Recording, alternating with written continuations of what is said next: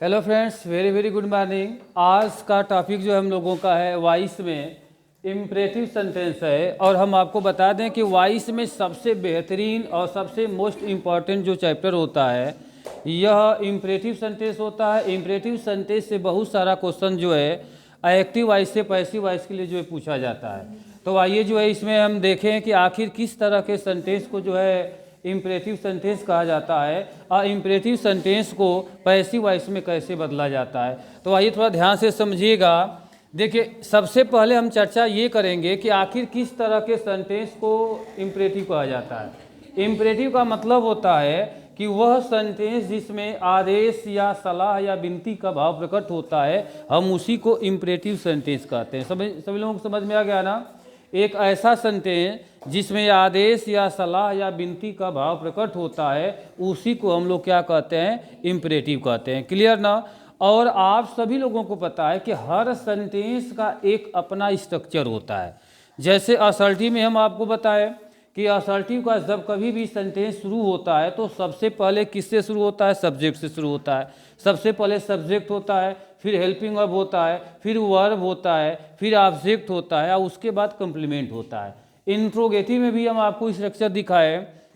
आज हम बात करेंगे इसमें कि बाय द वे हमारा सेंटेंस यदि इम्परेटिव से आता है तो हम सबसे अच्छी बात और सबसे इम्पोर्टेंट बात ये है, हम कैसे जानेंगे कि यह सेंटेंस इम्परेटिव है ना। तो हम इसको इसके फॉर्मेट से पहचानेंगे। ध्यान दीजिएगा, यह इम्परेटिव सेंटेंस जो है यह हम लोगों के सामने कितने तरीके से पूछा जाता है, 3 तरीके से पूछा जाता है, ठीक ना। यदि यह सेंटेंस जो है हम लोगों का अफर्मेटिव में यदि आता है तो अफर्मेटिव में यहाँ V1 होता है, ऑब्जेक्ट होता है और इसके बाद अदर होता है। इस तरह का कोई भी सेंटेंस आपके सामने आया तो 100% वह सेंटेंस इम्परेटिव का होगा। यानी इम्परेटिव सेंटेंस जो होता है वो शुरुआत किससे करता है, वर्ब से करता है। और वर्ब का कौन सा फॉर्म होता है, फर्स्ट फॉर्म से ही शुरुआत करता है। इसमें सब्जेक्ट नहीं होता है, और सब्जेक्ट होता है लेकिन उसको छुपाया जाता है। एक बात और हम चर्चा करेंगे कि जैसे अभी अभी हम आपको बताएं कि इम्परेटिव जो सेंटेंस होता है इसमें आदेश या सलाह या विनती का भाव प्रकट होता है, ऐसे ही वाक्यों को हम इम्परेटिव कहते हैं। लेकिन एक बात ये है कि जैसा अभी भी हम बताएं कि जब कभी भी इसका सेंटेंस शुरुआत होता है तो आप हमेशा देखते हैं कि सबसे पहले V1 होता है, यानी वर्ब का फर्स्ट फॉर्म होता है। वर्ब के फर्स्ट फॉर्म से ही इम्परेटिव हमारा शुरू होता है। समझ में आया ना। इसके बाद एक ऑब्जेक्ट होता है, जबकि इसमें एक सब्जेक्ट होता है, वह सब्जेक्ट जो है छुपा रहता है।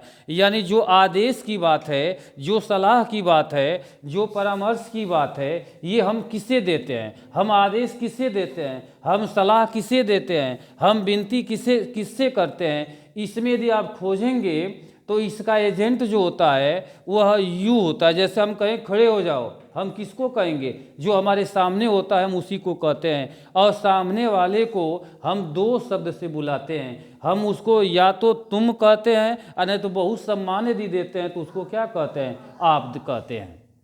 और आप और तुम दोनों का मीनिंग क्या होता है, यू होता है। इसलिए इसमें सब्जेक्ट की जब बात आती है तो सब्जेक्ट हमेशा कौन होता है, यू होता है। लेकिन यू को दर्शाया नहीं जाता है, उसको छुपा कर रखा जाता है। जब कभी भी हमारा सेंटेंस ये शुरुआत करता है किससे, V1 से ही ये शुरू होता है। क्लियर ना। एनी डाउट किसी को।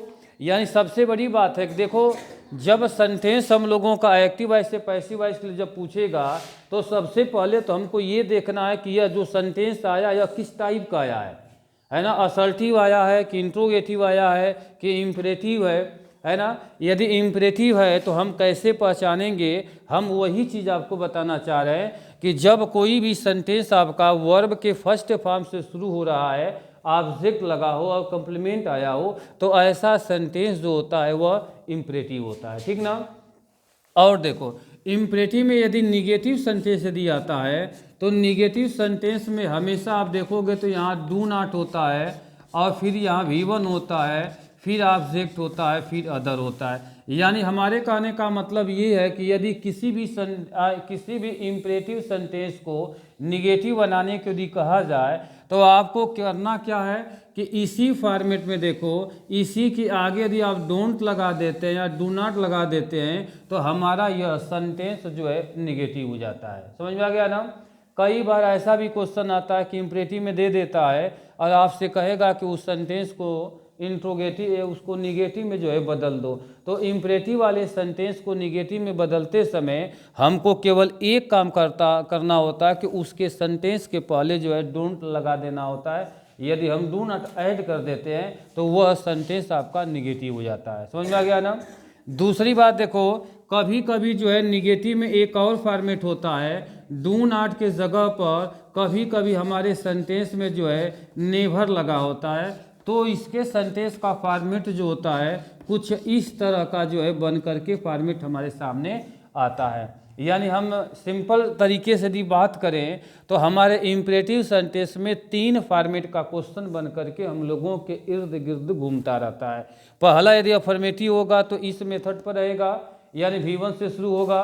निगेटिव यदि रहेगा तो हमेशा डू नॉट लगा होता है, और नेवर से शुरू होता है तो नेवर का फॉर्मेट ये होता है। आप कहेंगे कि डू के साथ एक और सहायक क्रिया होती है डज, इसमें डज क्यों नहीं आता है। आप इम्परेटिव में देखे होंगे कि हमेशा जब कभी भी इम्परेटिव का सेंटेंस आता है तो हमेशा उसमें क्या होता है, डू ही लगा होता है, डज नहीं लगता है। क्यों नहीं लगता है? क्योंकि इम्परेटिव में यदि हम सब्जेक्ट को ढूंढें यदि तो हमको मिलेगा कौन, यू न मिलता है, और यू नंबर से क्या होता है, बहुवचन होता है। तो जो बहुवचन की हेल्पिंग वर्ब है हम उसी को लेते हैं, इसीलिए यहाँ पर क्या लगा है, डू लगा है। इसमें सब्जेक्ट हमेशा कौन होता है, यू होता है, और यू जो होता है नंबर से बहुवचन है, इसीलिए हम यहाँ पर क्या लिए हैं, डू लिए। यहाँ पर डज का प्रयोग नहीं होता है। यदि मान लीजिए आपसे कोई पूछे कि हमेशा यहाँ डू ही क्यों होता है, डज क्यों नहीं आता है, तो आप बता ही लोगे क्योंकि इसका सब्जेक्ट कौन होता है, यू होता है, और यू जो है नंबर से बहुवचन होता है, इसीलिए जो बहुवचन की सहायक क्रिया है हम उसी को लेकर के यहाँ पर दिए हुए हैं। तो ये हमारे सेंटेंस के फॉर्मेट हो गए। यानी कि ये वाला जो फॉर्मेट आप समझ लो, ये वाला जो फॉर्मेट देख रहे हो ना, ये फॉर्मेट किस वाइज का है, एडजेक्टिव वाइज का है। यानी हमारे सेंटेंस में एडजेक्टिव वाइज का इम्परेटिव जब कभी भी आएगा इम्परेटिव सेंटेंस से, तो इन्हीं में से कोई एक फॉर्मेट आपके सामने बन करके आएगा, ठीक ना। अब इसी को चेंज करना है हमको, किसमें, पैसिव वॉइस में चेंज करना है। तो हम सबसे पहले चर्चा हम किसका करेंगे कि किसी अफर्मेटिव सेंटेंस को, इम्परेटिव को हम कैसे पैसिव वॉइस में कन्वर्ट करते हैं। इसके बाद फिर नेगेटिव पर भी जो है हम यहाँ पर आते हैं, ठीक ना। तो आप लोग ध्यान से समझिएगा, हम इम्परेटिव के प्रत्येक सेंटेंस को हम चाहें तो 3 तरीके से जो है हम पैसिव वॉइस में बदल सकते हैं, और आपको तीनों तरीका सीखना है। किसी एक तरीके से हम काम करने वाले नहीं हैं, क्योंकि आजकल की जो एग्ज़ाम है, जो हमारी परीक्षाएं हैं, ये सब मल्टीपल में आ रहा है क्वेश्चन। तो मल्टीपल में पता ना किस मेथड से वो लगाएगा, इसलिए हम सभी मेथड को सीखे रहेंगे। तो जिससे भी वो बनाएगा हम आराम से अपने क्वेश्चन को जो उसमें सही है हम उसको देख करके टिक लगा सकते हैं और अपने क्वेश्चन को हम सही कर सकते हैं, ठीक ना। तो देखिए, इसमें हम पहला फॉर्मेट बता रहे हैं कि जब इस फॉर्मेट को आप चेंज करोगे, किसमें, जब पैसिव वॉइस में जो इसको कन्वर्ट करोगे, तो सबसे पहला वाला फार्मूला आपको दे रहे हैं कि आपको कुछ नहीं करना है। सबसे पहले क्या लेना है, लेट लगाना है, ठीक। लेट के बाद आप क्या करेंगे, ऑब्जेक्ट लेंगे, और ऑब्जेक्ट के बाद यहाँ बी लगाएंगे, और फिर V3 करेंगे, और फिर अदर करेंगे, और लास्ट में यहाँ पर फुल स्टॉप। इसमें भी देखो V3 लगा है। हम कई बार आपको बताए कि जब कभी भी एडजेक्टिव से पैसिव वॉइस यदि आपको कन्वर्ट करना है तो आप वर्ब के बारे में बिल्कुल नहीं सोचेंगे। यानी पैसिव वॉइस में कोई भी टेंस हो, कोई भी सेंटेंस हो, सब में आपका वर्ब का थर्ड ही फॉर्म लगेगा।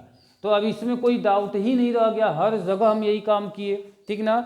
तो हम कह रहे हैं कि यदि हमारा सेंटेंस अफर्मेटिव में यदि यह वाला मॉडल दिखता है तो आप इस मॉडल को एक हम फार्मूला दिए पैसिव वॉइस के लिए, आप लेट का प्रयोग करके आराम से सेंटेंस को पैसिव वॉइस में बना सकते हो। आपको सबसे पहले क्या लिखना है, लेट लिखना है, और लेट के बाद क्या देना है, ऑब्जेक्ट जो आपके सेंटेंस में यहाँ पर रहेगा, उसके बाद आपको क्या देना है, बी देना है, और बी के बाद क्या लगा है, वर्ब का थर्ड फॉर्म, और आपको वर्ब मिलेगा किस फॉर्म में, फर्स्ट फॉर्म में। जैसे देखो एक एग्जांपल हम लेते हैं, जैसे हम कह दिए यहाँ कि ओपन द डोर है, हम कह दें कि इसी क्वेश्चन को जो है आपको पैसिव वॉइस में कन्वर्ट करना है।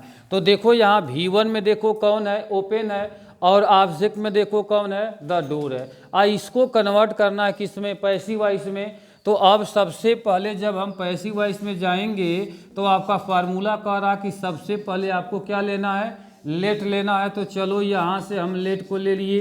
इसके बाद फिर क्या कह रहा है, ऑब्जेक्ट लेना है। तो ऑब्जेक्ट देखिए इसमें कौन है, द डोर।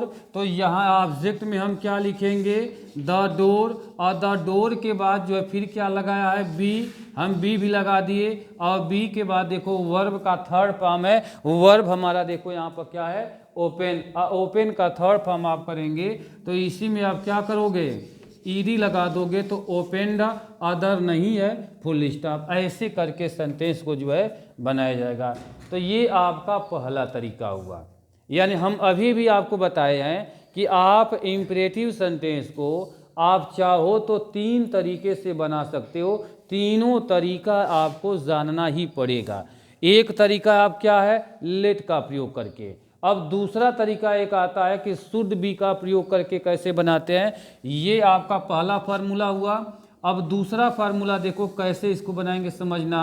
हम पहले ही ले लेंगे किसको, ऑब्जेक्ट को, ठीक।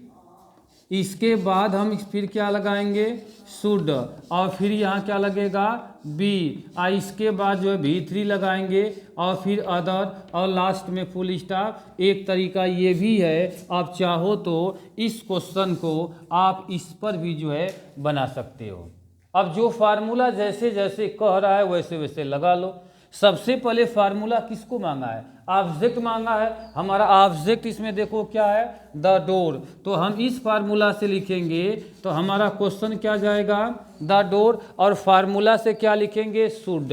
तो चलो हम फार्मूला से यहाँ से ले लिए क्या, शुड, इसके बाद बी, इसके बाद V3 ले आओ। तो ओपन का यहाँ पर थर्ड फॉर्म आप कर लेंगे तो क्या हो जाएगा, ओपेंड, यहाँ पर लग जाएगा फुल स्टॉप। बस ऐसे करके सेंटेंस को आप इजीली बना सकते हो। एनी डाउट किसी को। 2 फार्मूला हम दिए। आप इम्परेटिव सेंटेंस के प्रत्येक क्वेश्चन को आप जो है 3 तरीके से लगा सकते हो। पहला तरीका है आपका लेट का फार्मूला है। दूसरा तरीका किसका है, शुड बी का प्रयोग करके आप बना सकते हो। और तीसरा फार्मूला देखो देने जा रहे हैं, ध्यान से समझना। तीसरा फार्मूला कुछ बड़ा है, देखो ऐसे करके हम यहाँ लिखेंगे क्या कि यू आर ऑर्डर्ड। क्या लिखेंगे, यू आर ऑर्डर्ड, या यहाँ से हो जाएगा क्या, रिक्वेस्टेड, ठीक, या यहाँ हो जाएगा एडवाइस्ड, ठीक ना, एडवाइस्ड। समझ लो यहाँ पर देखो, यू आर ऑर्डर्ड, रिक्वेस्टेड या एडवाइस्ड, इन तीनों में से कोई एक होगा, ठीक ना। इसके बाद फिर यहाँ पर हम प्लस करेंगे, प्लस 2 से ऐड करेंगे, और 2 से ऐड करने के बाद जो शेष वाक्य है वह शेष वाक्य यहाँ पर ऐड कर लेते हैं। ये आपका तीसरा फार्मूला है। लेकिन एक बात हम बता दें कि तीसरे फार्मूला का प्रयोग हर जगह आप नहीं करोगे, है ना। इस फार्मूला का यूज़ कब होता है कि जब तुम्हारे सेंटेंस में कहीं प्रॉपर ऑब्जेक्ट न हो तो यही लगेगा, तब आप जो है इससे और इससे नहीं बना पाओगे। यानी कि हम ऊपर का फार्मूला लेट भी दिए हैं, एक क्या है, शुड भी दिए हैं। तो शुड और लेट का प्रयोग जो है हमेशा कब होता है, जब आपके सेंटेंस में ये वाले प्लेस पर कोई रहेगा, यानी ऑब्जेक्ट यदि है, यदि तो आप इन दोनों में से किसी पर भी बना सकते हो। आप चाहो तो इस पर भी बना सकते हो, लेकिन जब इस पर बनाओगे तो आपको देखो यहाँ पर हम 3 शब्द ऑर्डर्ड भी लिखे हैं, रिक्वेस्टेड भी है, और एक क्या है, एडवाइस्ड है। तो इन तीनों में से किसका प्रयोग करेंगे, इस सेंटेंस का जो भाव निकलेगा उसी भाव के अनुसार जो है हम उसको लगा लेंगे। ये कह रहा ओपन द डोर, दरवाज़ा खोल दो, ठीक। तो मान लो अब यहाँ यदि हम आदेश का यदि भाव लेते हैं तो हमारा तब क्वेश्चन क्या बनेगा, ऐसे कि you are ordered, you are ordered, यानी इन तीनों में से हम किसको ले लिए, ऑर्डर्ड। इसके बाद फार्मूला क्या कह रहा कि टू लगा लो, और फिर कह रहा क्या, शेष वाक्य। तो शेष वाक्य हमारा क्या है, ओपन द डोर। तो हम यहाँ से लगा लिए क्या, ओपन द डोर, और इसके बाद यहाँ पर फुल स्टॉप। इस तरीके से जो है सेंटेंस को जो है बनाया जाता है। सभी लोगों को समझ में आ गया ना। जैसे देखो हम एक ही सेंटेंस को आप लोगों को 3 तरीके से पैसिव वॉइस बनाकर दिखाए। सबसे पहला तरीका देखो यहाँ पर कौन है, लेट बी का प्रयोग हम किए। दूसरा तरीका कौन है, शुड बी का प्रयोग किए। और तीसरा तरीका कौन है, यू आर ऑर्डर, रिक्वेस्टेड या एडवाइस का प्रयोग करके जो है हम पैसिव वॉइस आपको बनाए यहाँ पर, ठीक ना। लेकिन एक बात कहेंगे कि ये जो तीसरा वाला जो फार्मूला है ये हमेशा हम इसका प्रयोग नहीं करते हैं। इसका सटीक यूज कब है, सटीक यूज कब है, जब तुम्हारे सेंटेंस में कहीं ऑब्जेक्ट नहीं रहेगा तब। समझ में आया ना। यदि सेंटेंस में प्रॉपर ऑब्जेक्ट यदि देख रहे हो तुम और तुम्हें यदि जवाब लिख करके देना है तो आप चाहे लेट बी से बनाओ और चाहे शुड बी से बनाओ, इन दोनों से बनाओगे तो अच्छा माना जाएगा। अब इनको कब हम बनाते हैं, आइए इसको भी देखते हैं कि तीसरे फार्मूला का प्रयोग कब होता है। तीसरे फार्मूला का प्रयोग जो है, या समझ लो कि यदि तुम्हारे सेंटेंस में कहीं प्लीज़ आ गया है, कहीं सर या काइंडली आ गया है, तो सर या प्लीज़ या काइंडली का भाव जो होता है वो विनती का होता है। समझ में आया ना। तो विनती वाले सेंटेंस में इस फार्मूला का प्रयोग आप लगा सकते हो। जैसे यहीं पर हम लिख देते कि प्लीज़ ओपन द डोर रहता, तो आप इस फार्मूला को लगाओगे, तब इस पर नहीं लगाओगे। यदि किसी भी सेंटेंस के लास्ट में या शुरुआत में प्लीज़ लगाओ, चाहे काइंडली लगाओ या सर लगाओ, तो उस सेंटेंस को फार्मूला 1 या फार्मूला 2 पर तब नहीं लगाएंगे, उस पर हम किस पर लगाएंगे, इस फार्मूले पर। और क्या बनेगा तब, यू आर रिक्वेस्टेड। क्यों, क्योंकि प्लीज आया है। यू आर रिक्वेस्टेड टू, और शेष वाक्य ले लेना। तो शेष वाक्य क्या है, ओपन द डोर। जो भी सेंटेंस रहेगा आप ले सकते हो, ठीक ना। आइए एक और क्वेश्चन लेते हैं। थोड़ा ध्यान से समझना कि इन लोगों का प्रयोग कब हम कहाँ पर कैसे करते हैं, ठीक ना। जैसे जो है आप लोगों के सामने जो है हम 3 फार्मूला जो है यहाँ पर दिए थे, है ना। तीनों फार्मूला का प्रयोग करके जो है आप लगा सकते हो। यहाँ दोनों फार्मूला देखो यहाँ पर अभी भी मौजूद है। पहला फार्मूला क्या है, लेट बी का है, और दूसरा फार्मूला आपका क्या है, शुड बी का है, ठीक। और तीसरा वाला जो है फार्मूला देखो अभी भी यहीं पर फिर लिख रहे हैं इसको। तीसरा वाला फार्मूला क्या था कि यू आर ऑर्डर्ड, है ना, यू आर ऑर्डर्ड। या यहाँ पर क्या था, एक और शब्द था रिक्वेस्टेड, ठीक है। या यहाँ पे एक और था कि एडवाइस्ड, ठीक ना। इस तीनों में से जो है कोई एक होता है, और फिर यहाँ पर टू होता है, और टू के बाद जो है हम शेष वाक्य को ऐड कर लेते हैं। देखो अब हम ये बता रहे हैं कि इस फार्मूला का प्रयोग आप सटीक में कब करोगे। अब समझना यहाँ पर, जैसे हम यहाँ एक क्वेश्चन दे दिए आपको कि गेट आउट है, आप कह दिए कि इसको पैसिव वॉइस में बदल दो। समझ में आया ना। हम कह दिए कि ये गेट आउट का क्वेश्चन है, आप कह दिए कि इसको पैसिव वॉइस में चेंज करो। अब बताओ कि आप यदि पहला फार्मूला से यदि बनाना चाहते हो तो पहला फार्मूला में लेट मांगा है, चलो लेट रख दिए, फार्मूला से लेट को क्या किए, उतार लिए। इसके बाद फिर क्या कह रहा है, ऑब्जेक्ट है। अब बताओ क्या तुम्हारे सेंटेंस में ऑब्जेक्ट है, तो हम ऑब्जेक्ट की जगह पर किसको देंगे, नहीं ना, हमारे पास ऑब्जेक्ट है। इसलिए यह फार्मूला जो है आपको फंसा देगा। हम इसको छोड़ दिए। अब हम थोड़ा इस पर चेकआउट कर लें कि इस पर लगेगा कि नहीं लगेगा। तो ये पहले ही किसको मांगा है, ये पहले ही ऑब्जेक्ट मांग दिया, और हमारे सेंटेंस में ऑब्जेक्ट है ये नहीं है, तो हम इसलिए इस पर भी नहीं बना पाएंगे। अब इस क्वेश्चन को ले जाएंगे किस पर, इस पर। अब ये कह रहा गेट आउट का सेंस देखो, भाव क्या है, आदेश है ना, तो हम सीधे इस पर जाएंगे। तब यहाँ पर क्या लिखेंगे कि यू आर ऑर्डर्ड, ये ऑर्डर ले लेंगे। और इसके बाद तब लास्ट से क्या लेंगे, टू ले लेंगे, और टू के बाद तब भाई ऐड कर लेंगे, तो बनेगा क्या, हमारा क्वेश्चन हो जाएगा देखो कि यू आर आर्डर्ड हुआ और टू और शेष वाक्य अब जोड़ लो, तो यहाँ हो जाएगा क्या, गेट आउट फुल स्टॉप। ऐसे करके क्वेश्चन को बनाया जाएगा। एनी डाउट किसी को? सभी लोगों को समझ में आ गया ना? यानी कि एक सेंटेंस को बनाने के लिए हम यहाँ पर 3 फार्मूला दिए, और ये भी आपको हम बताए कि तीसरे फार्मूला का प्रयोग ज़्यादातर या कब सबसे बेहतर होगा, जब तुम्हारे सेंटेंस में प्रॉपर ऑब्जेक्ट नहीं रहेगा, तो आप तीसरे फार्मूला को लगाओगे तो बहुत बेहतर रहेगा, क्योंकि और हमारे पास कोई विकल्प नहीं है। अब इस क्वेश्चन को सॉल्व करने के लिए इन दोनों का कोई विकल्प ही नहीं है। हम जब भी सॉल्व करेंगे तो तीसरे पर ही सॉल्व करेंगे। समझ में आ गया ना? एक और क्वेश्चन देखो, अभी ध्यान से समझना। जैसे अभी हम यहाँ पर एक क्वेश्चन दे रहे हैं, जैसे हमारा क्वेश्चन है ऐसे आ गया कि प्लीज हेल्प मी है। हम कह रहे हैं कि इस क्वेश्चन को जो है पैसिव वॉइस में बदल दो। क्वेश्चन क्या है कि प्लीज हेल्प मी।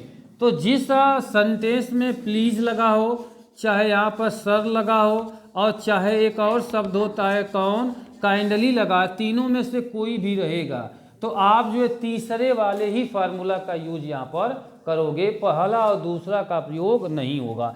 ये तीनों मिल करके सेंस किसका देंगे, रिक्वेस्टेड का। तो हमारा क्वेश्चन क्या बनेगा ऐसे कि यू आर रिक्वेस्टेड बनेगा ना, यू आर रिक्वेस्टेड टू, और शेष वाक्य को जोड़ लो जाओ। तो ये जो प्लीज या सर या काइंडली जो भी रहेगा, हम इसको यहाँ से हटा देंगे, और जो शेष यहाँ पर देखो क्या है, हेल्प मी है, तो हम यहाँ से हेल्प मी को ला करके जोड़ देंगे। आपका क्वेश्चन जो यहाँ पर बन जाएगा। ऐसे करके सेंटेंस को बनाया जाता है। एनी डाउट किसी को? तो क्या अफर्मेटिव का सेंटेंस आप लोग बना लोगे ना?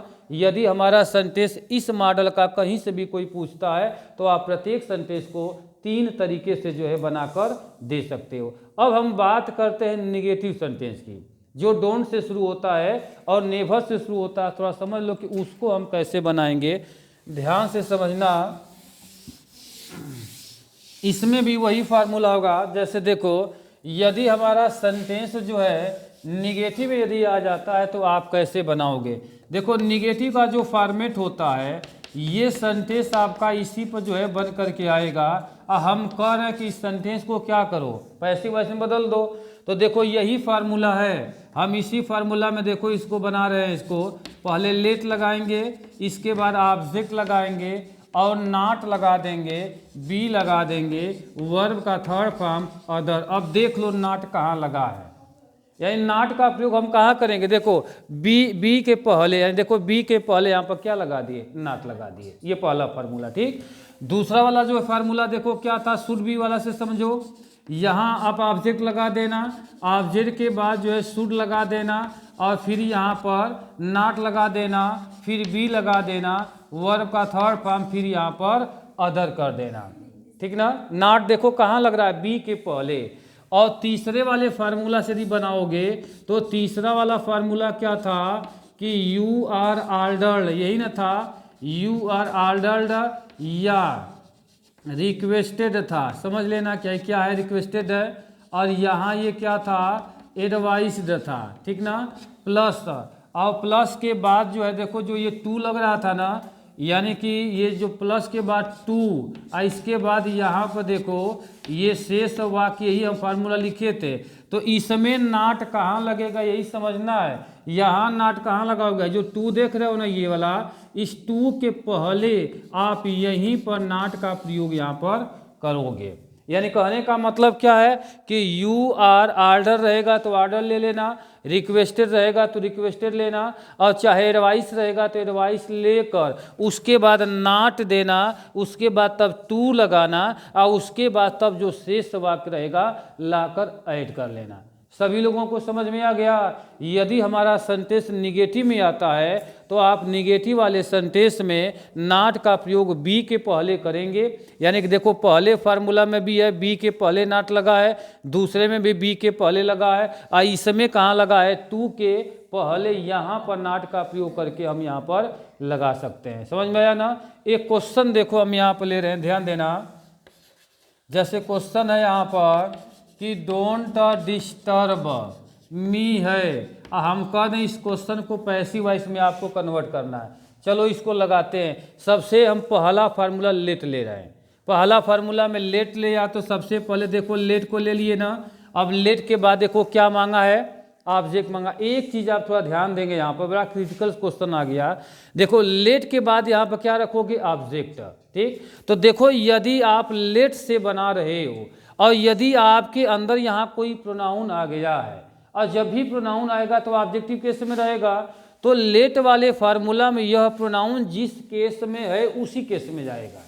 हमारी बात समझ में आया कि नहीं आया? हम क्या है आपको बताएं कि लेट वाले फार्मूला में यदि यहाँ कोई प्रोनाउन है तो वह जिस केस में रहेगा उसी केस में यहाँ पर पहुँचेगा। तो इसका केस देखो, ये क्या है, ऑब्जेक्टिव केस है ना, तो ये सेम उसी केस में जाएगा।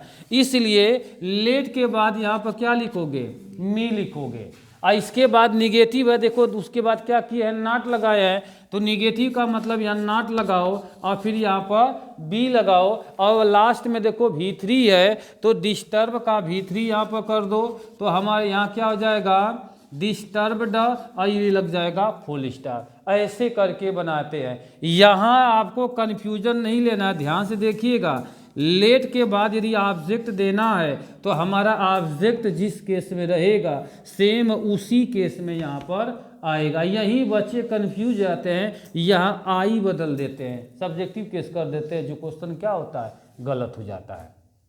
अब इसी क्वेश्चन को दूसरे पर बनाओ। दूसरा वाला फार्मूला क्या कह रहा कि शुड ले, यहाँ ऑब्जेक्ट लेना है, पहले शुड बी से बनाएंगे तो यहाँ पर क्या लेना है, ऑब्जेक्ट। अब देखो, अब ये जब आई जब यहाँ जाएगा तो यहाँ अब केस क्या करेगा, चेंज करेगा। यानी यहाँ क्या है, ऑब्जेक्टिव केस है, और जब यहाँ आएगा तो क्या होगा, सब्जेक्टिव होगा। तो ये बन जाएगा क्या, आई। इसके बाद तब हो जाएगा क्या, शुड, और फिर यहाँ से नॉट, बी। इसके बाद जो ये जो शब्द है आपका क्या, डिस्टर्ब्ड। तो डिस्टर्ब करके यहाँ पर हम लगा लेंगे, क्वेश्चन जो है आपका ये बन जाएगा। ऐसे करके सवाल को लगाएंगे। एनी डाउट किसी को? सभी लोग लगा लोगे ना। यदि हमारा क्वेश्चन निगेटिव में आता है तो हमें यही देखना था कि नॉट का प्रयोग हम कहाँ करेंगे, तो हमने आपको बताया कि नॉट का प्रयोग कहाँ पर होगा। एक क्वेश्चन और हमारे पास देखो, यदि आप इससे बनाते हो तब, इससे आप बनाते हो तब यहाँ पर क्या करोगे, करा कि डोंट डिस्टर्ब मी है, हमें परेशान मत करो, ये आपका क्वेश्चन आया है। ठीक, यदि इसमें हम सेंस यदि लेते हैं, यदि आर्डर का सेंस लेते हैं, कि रिक्वेस्टेड का लें कि एडवाइस का, बाय द वे यहाँ हम एडवाइस का यदि सेंस लेते हैं तो हमको दर्शाना ये है कि नॉट कहाँ देंगे। तो देखो यदि उसको बनाओगे तो ऐसे लिखोगे कि यू आर एडवाइस्ड, ठीक है ना, और यहाँ से हम क्या लगा दिए, नॉट और टू। अब टू के बाद जो है सेंस को जब जोड़ लो शेष वाक्य को, तो इसमें जो है शेष वाक्य देखो ये डू नॉट हट जाएगा। अब डू नॉट के बाद यही वाला आपका शेष वाक्य है, तो शेष वाक्य यहाँ पर क्या है, डिस्टर्ब मी। तो यहाँ ला करके आप जोड़ लो क्या, डिस्टर्ब मी, और यहाँ पर फुल स्टॉप। ऐसे करके सेंटेंस को लगाया जाता है। एक कन्फ्यूजन और आएगा कि इस वाले फार्मूला में जो शेष वाक्य में ये जो वर्ब हम दिए ये किस फॉर्म में रहेगा, ये सेम फॉर्म वही रहेगा, इसमें कोई चेंजिंग नहीं है। हम देखो लास्ट में शेष वाक्य जैसे है वैसे जोड़ो। यहाँ देखो थर्ड फॉर्म लग चुका है, तो जब यहाँ थर्ड फॉर्म लग चुका है तो वहाँ थर्ड फॉर्म देने की ज़रूरत नहीं है। तो आप यहाँ देख लिए कि हम प्रत्येक सेंटेंस को इम्परेटिव वाले सेंटेंस को 3 तरीके से बना करके हम यहाँ पर दे सकते हैं। एनी डाउट किसी को? यानी आप सभी लोग लगा लोगे ना। इम्परेटिव सेंटेंस जब भी हमारे सामने आएगा तो अफर्मेटिव रहेगा तो अफर्मेटिव से लगा लेंगे, निगेटिव रहेगा तो निगेटिव से लगा लेंगे। डू नॉट वाले क्वेश्चन को देखो 3 तरीके से हम सॉल्व करके यहाँ पर दिए हुए हैं, जो आपको अच्छा लगे आप उस पर लगा करके दे सकते हैं। लेकिन तीसरे फार्मूला के लिए एक बात बताए कि जिस सेंटेंस में आपको प्रॉपर ऑब्जेक्ट न मिले आप उसी सेंटेंस को जो है तीसरे फार्मूले से बनाना। एक क्वेश्चन और लेंगे क्योंकि इसमें एक नेभर आता है, ध्यान दो, एक नेभर वाला क्वेश्चन ध्यान समझ लो कि नेभर आ गया तब क्या करोगे। देखो नेभर आ गया तो समझ लो यहाँ पर नेभर कहाँ लगाओगे, जैसे यहाँ नाट जहाँ लगा है ना यहाँ पर, यही निर्भर हो जाएगा। इसमें देखो कहाँ लगा है, सुर के बाद लगा है तो यहाँ लग जाएगा। इसमें कहाँ लगाओगे, जहाँ जहाँ नाट लगा है वहीं पर क्या हो जाएगा, नेभर। जैसे क्वेश्चन यहाँ पर आ गया ऐसे कि नेभर वेस्ट योर टाइम है, हम कह रहे हैं किसी क्वेश्चन को चेंज कर दो, तो चलो पहला फार्मूला लेते हैं, लेट वाला फार्मूला।